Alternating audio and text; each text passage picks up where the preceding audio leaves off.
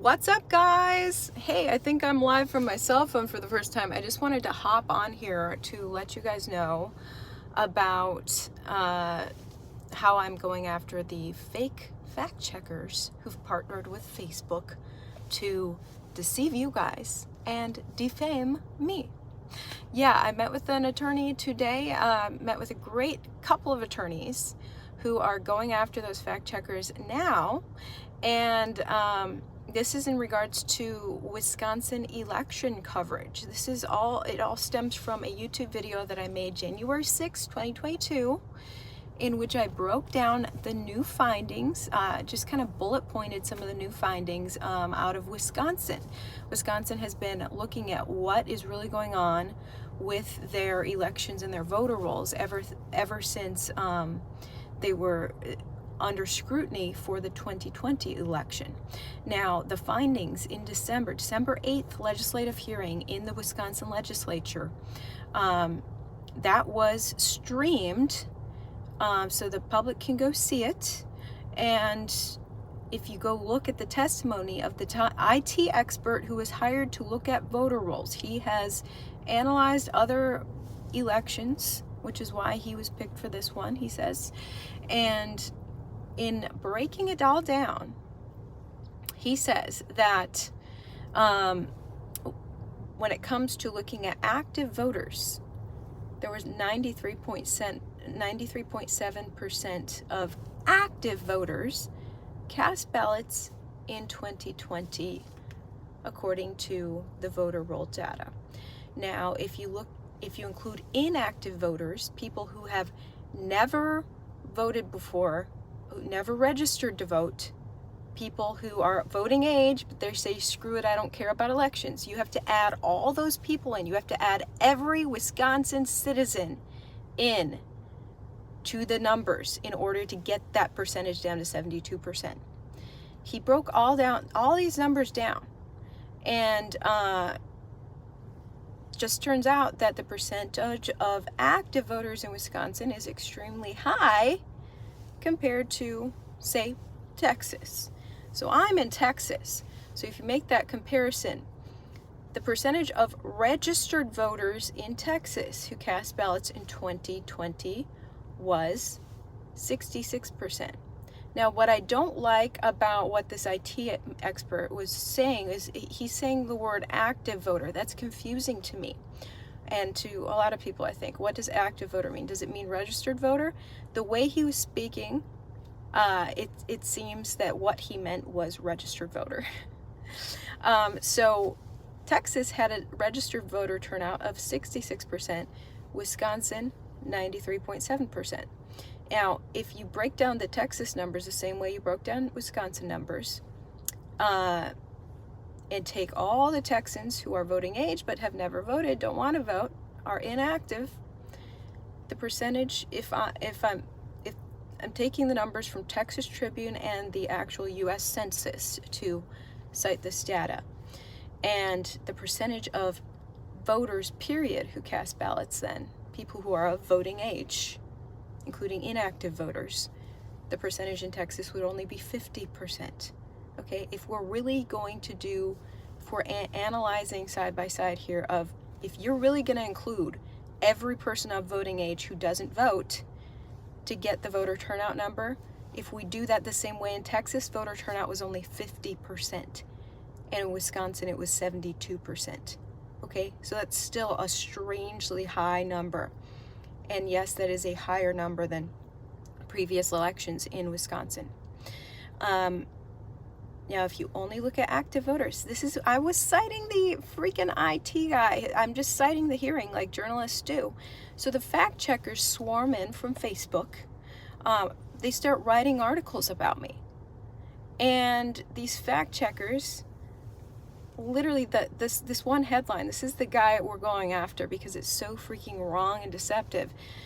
Leadstories.com wrote a headline, I don't remember it word for word, but it said that, it said basically, fact check, it is false to say that 93.7% of active voters turned out to cast their ballots in Wisconsin. The number was actually 72%.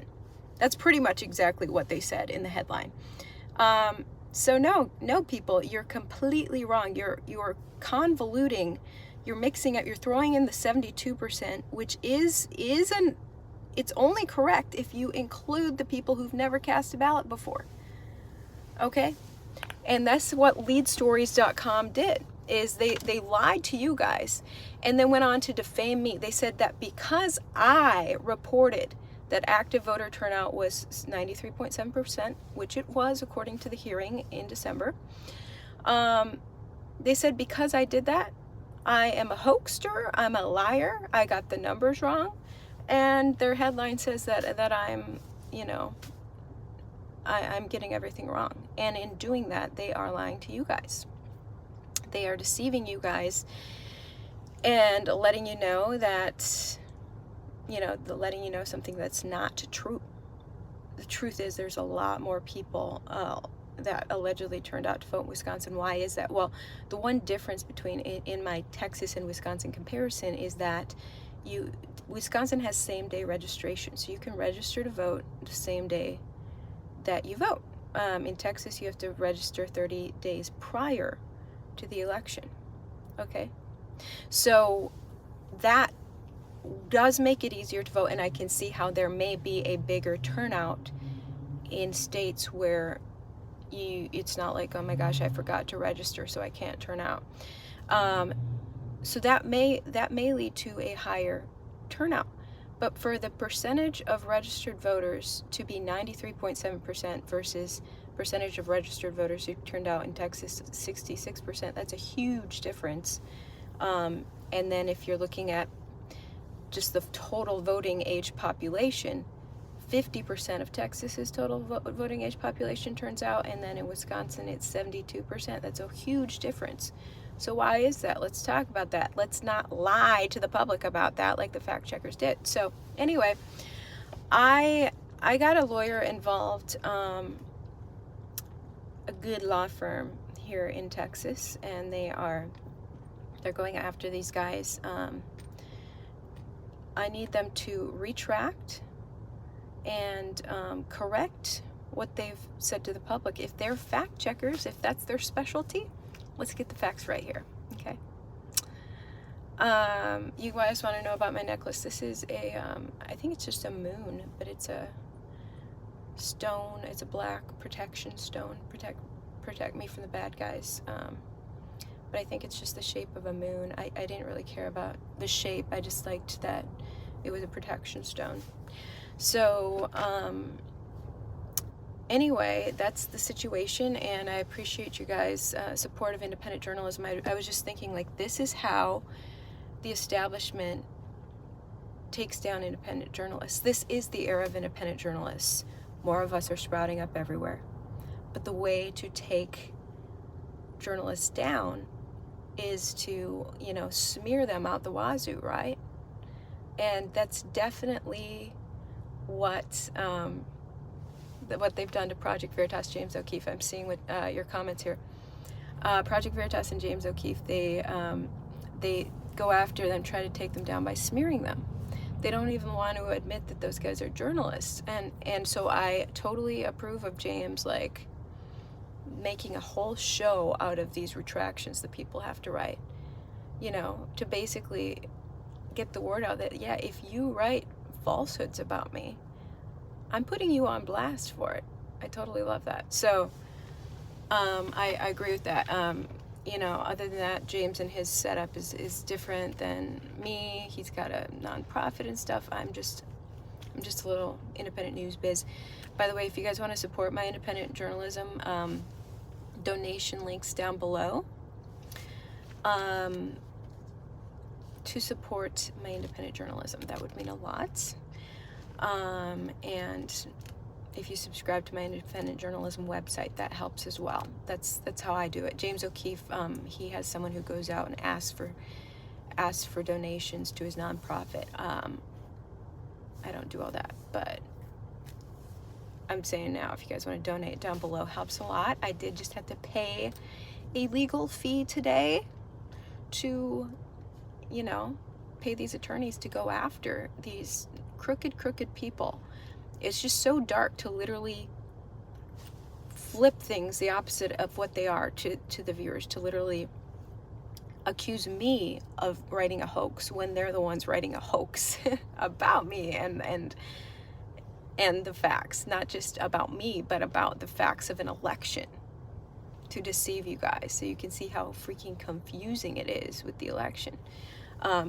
But all I was doing was genuinely citing a source from a hearing that happened in the Wisconsin legislature. An investigator, IT investigator, giving testimony. That's all I was doing in my reporting. And it's funny, when I worked for big news corporations and used that method, fact checkers never came after me. Now that I'm independent, fact checkers are coming after me. Why is that? Why is that? And not just correcting any errors, but actually writing hit pieces about me. Fake stories. It'd be one thing if they just said, hey, we don't like Ivory, we think she's whack.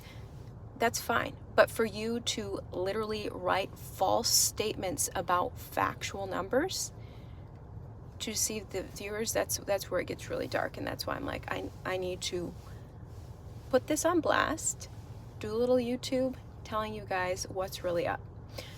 Yeah, here's my little agreement I signed with the attorney today. Basically a receipt of what I had to pay for them to go after these phonies. The attorney was basically saying, he was looking up leadstories.com.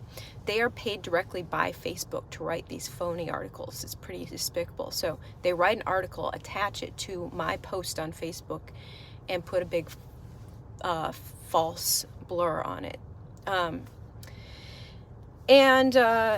So they're in direct partnership with Facebook. Paid their top two people they get money from is Facebook and Google. Leadstories.com. The attorney was saying something about the founder of Leadstories.com is he has like this history as a radical leftist. Shocker. Anyway, so they're spreading fake news. So just be aware. It's a wild world we live in. Thanks for your support of my independent journalism. The way you can support me is like and share my YouTube videos. Subscribe to all my stuff down below, and send me a little donation for these new legal fees would be great. And with that, I will see you guys later.